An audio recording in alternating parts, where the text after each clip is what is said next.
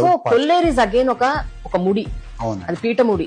కొల్లేరు కూడా అసలు big issue అండి, big issue. Nobody even try to do it. ఏమైందంటే మేడం, కొల్లేరుకి నేను ఎలక్షన్ క్యాంపెయినింగ్ పోయేటప్పటికెల్లా నేను కొంచెం వరకు సబ్జెక్ట్ తెలుసుకున్నప్పుడు యంగ్స్టర్స్ కొల్లేరు రీజన్ లో యంగ్స్టర్స్ లేరండి, అందరూ వరుసలో వెళ్ళిపోయారు. వాళ్ళ ఫాదర్ మదర్ మాత్రమే కొల్లేరులలో ఉన్నారు. నాకు ఎలక్షన్ అయిపోయినాక గెలిచిన కొల్లేరు సమస్య గురించి ఎవరో పిటిషన్ వేసి దాన్ని మళ్ళీ కోర్టులో అప్లై చేస్తే నా నోటీస్ కి అందరూ నాయకులందరూ నా దగ్గరకు వచ్చారు ఢిల్లీకి. వస్తే ఇది ఏం చేద్దాము ఏంటి అని అడిగితే నాకు కూడా అంత ఐడియా లేకుంటే నేను ఫుల్ కూర్చొని ఒక 2-4-5 days కూర్చొని అంతా స్టడీ చేశానండి. కాంటూర్ లెవెల్ పెంచాలి తగ్గించాలి, ఇది ఒక ఇష్యూ.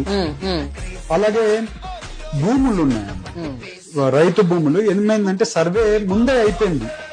ఆ సర్వే అయిపోయింది, సర్వేలో ఎప్పుడు కూడా ఎవరు కూడా దీన్ని సర్వేలో పట్టించుకోలేదు. అప్పుడు చేసిన సర్వే అంటే హైకోర్టు సుప్రీంకోర్టు సర్వే చేయించిందండి.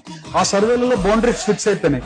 ఈ బౌండరీ అంతా కూడా ఫారెస్ట్ ది, ఈ బౌండరీ ఇంకా వేరే బౌండరీ ఉందో అది మీది. వీళ్ళ బౌండరీ ఏది ఉందో అప్పటి వరకు ఎన్నో ఏళ్ళ నుంచి వీళ్ళు చేపలు వేసుకోవడము, అక్కడ లైవ్లీహుడ్ ఉండే రైతులకి సడన్ గా ఇది మాది, మేము ఇన్ని రోజులు పని చేసుకుంటేది సడన్ గా సుప్రీంకోర్టు ఇది నా భూమి కాదంటుంది ఏందని వాళ్ళు షాక్ లేక వచ్చి వాళ్ళు ప్రయత్నాలు చేశారు. 2014 కూడా సీఎం గారు కూడా దాన్ని ఒక స్ట్రీమ్ లైన్ లేక్ తీసుకొని వస్తున్నారు.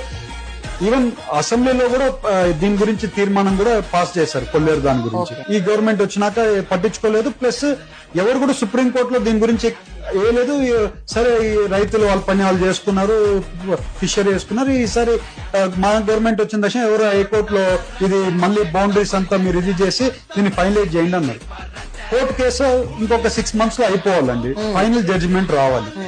సో మళ్ళీ ఏం చేసాం, సీఎం గారితో మాట్లాడి అందరు మా ఎమ్మెల్యేలు అందరం ఒక మీటింగ్ పెట్టి అధికారులు, ఫారెస్ట్ డిపార్ట్మెంట్ అధికారులు, సిఎస్ అందరు కూడా అధికారులతో మీటింగ్ పెట్టించి సీఎం గారికి అంతా ఎక్స్ప్లెయిన్ చేశాం. చేస్తే సీఎం గారు ఏమన్నారంటే కొల్లేరు ఇష్యూ సీఎం గారికి చాలా ఐడియా ఉంది, ఆయనకంటే తెలిసిన ఎవరు లేరు. సో ఆయన ఏమన్నారంటే హ్యుమానిటీ గ్రౌండ్స్ మీద ఇది చేయండి అని ఇన్స్ట్రక్షన్స్ ఇచ్చారు. మాకు అది ఒకటి దొరికింది, ఎంపీ గారు ఫాలోఅప్ చేసుకోండి అని చెప్పారు. సో ఇమ్మీడియట్ గా తీసుకోండి, సుప్రీంకోర్టులో మమ్మల్ని ఇంప్లీడ్ చేయండి అంటే. ఇప్పటివరకు ఏమైందంటే మేడం, 20 ఏళ్లలో కోర్టుకు పోయి మన బాధలు వినిపించడానికి, రైతుల బాధలు వినిపించడానికి ఒక రిప్రజెంటేషన్ లేదు. ఇంప్లీడ్ చేయడానికి కూడా వాళ్ళు ఒప్పుకోలేదు. ఫస్ట్ మేము మళ్ళీ రిక్వెస్ట్ చేసి 2 hearingలలో రిక్వెస్ట్ చేపించి మేము బయట కోర్టులో నుంచి బయట నిలబడి మా లాయర్లతో కూర్చోండి, ఇంప్లీడ్ చేపియండి. ఇంప్లీడ్ చేపిస్తే supreme court implead ఒప్పుకునింది.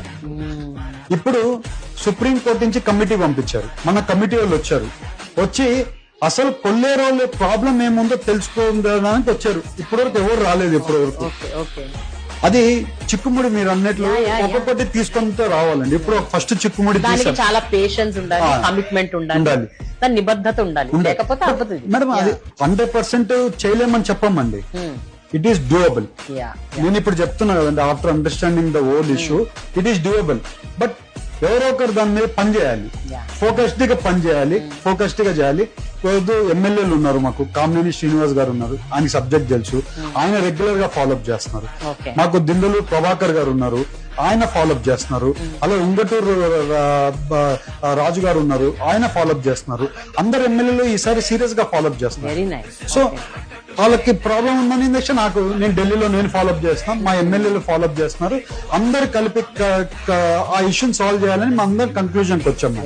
So we are all coordinate చేసి 100% సాల్వ్ చేస్తాం. మనం ఎందుకు అవ్వదండి అని, ఎందుకు అవ్వదు చూద్దామని చాలా అవసరం అండి. Because such a beautiful place అండి. ఆ బెల్ట్ అంతా అక్కడ బెల్ట్ అంటే అందంగా ఉంటుంది. అసలు ఆ కొల్లేరు ప్రాంతం చాలా బాగుంటుంది. అసలు అప్పుడు లాంగ్ బ్యాక్ వరదలు వచ్చాయి, ఆ తర్వాత అంతా సెట్ అయింది, మంచిగా ఉంది అనుకునే లోపే మళ్ళీ కొల్లేరు మొత్తం కంప్లీట్ గా నాశనం అయిపోయింది, పాడైపోయింది. నేను ఒక మీటింగ్ పెడతాను మేడం, నాకే నేను మాట్లాడాను, నేను ఏం చేస్తున్నాము, ఎలాగా ఎక్స్ప్లెయిన్ చేయాలి, జనాలకు అర్థం అవ్వాలి.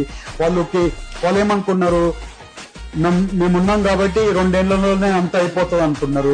ఇది సుప్రీంకోర్టులో ఉంది, ఎన్నేళ్ళు పడుతుందో నాకు తెలియదు. బట్ ప్రయత్నం అయితే సిన్సియర్ గా చేస్తామని వాళ్ళకి ఎక్స్ప్లెయిన్ చేయడానికి. ఒకసారి వాళ్ళు లేచి అందరూ దండం పెడితే నేను అనుకున్న ఇంక జనాలందరూ మా తరపున చూస్తున్నారు, ఏదో చేస్తాం మేము అని. మేము కూడా చేయకపోతే ఇంకెవరు చేయాలి ఇది? అందుకని చాలా సీరియస్ గా తీసుకొని చేస్తున్నాం. అలా ప్రతి ఒక్క ఇష్యూ కాన్స్టిట్యున్సీలో ప్రతి ఒక్క ఇష్యూ మన ఓన్ ప్రాబ్లం లాగా ఈసారి మనం చేయలేకపోతే ఎప్పుడు చేయలేము దీనిని అని దాన్ని పట్టుకొని చేస్తున్నామండి.